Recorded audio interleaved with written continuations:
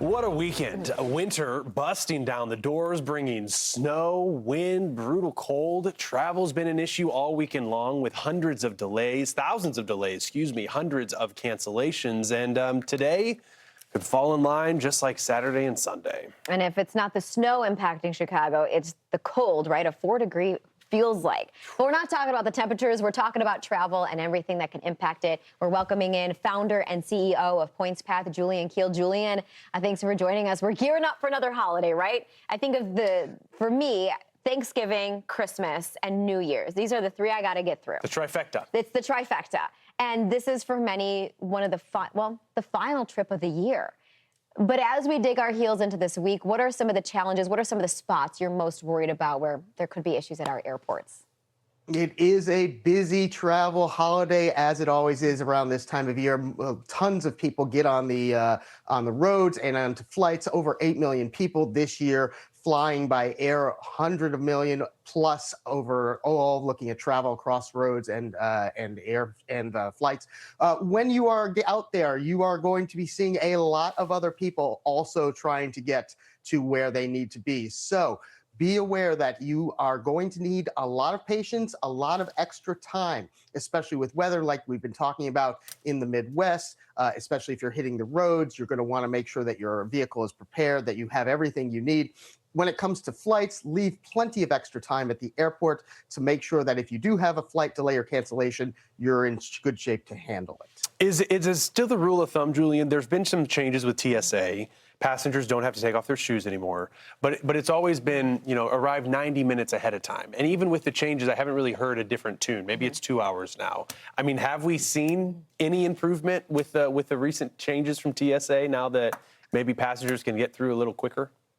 When it comes to a non-holiday season, I think you can actually get to the airport a little bit later than you have been. But when it comes to now, and there's so many people out there, I would definitely use that 90 minutes. Keep in mind, even though there have been changes to TSA, you are now required to have a real ID at those checkpoints. That means a very specific type of driver's license or ID issued by your state where your identification has been verified. You can also use a passport. There are other ways to have a real ID, but if you don't have a real ID, definitely leave plenty of extra time because you're going to likely have to go through additional verification steps at the airport.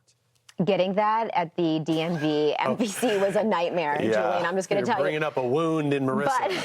But it is a necessary thing. And you got it. And I got it. Yeah. And then now I'm done. But yeah, it certainly expedites that entire process. I'm wondering, too, this time of year, we always talk about if weather impacts your flight or if you have technical issues and how that can sometimes cause a difference between how you're protected with your overall trip travel.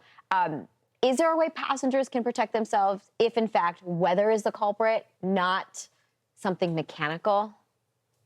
So while it's a little late at this point, I always recommend, and keeping this in mind for the future, when you book a trip, try and use a credit card that has travel protections built in. Not every credit card does, so you'll need to check the terms and conditions or reach out to your issuer. But certain cards do give you protections against even weather delays, weather cancellations, where if you have additional expenses for a hotel, for meals, they will be reimbursed by your cards. But you do need to pay for your trip with that card to be protected.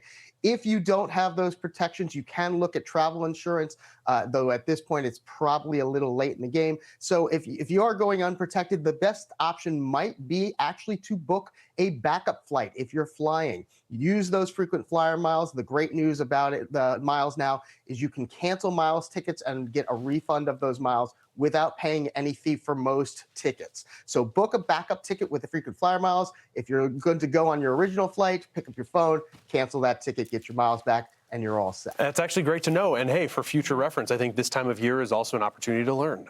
We've been taking just surveys, and we got to go, but quick question.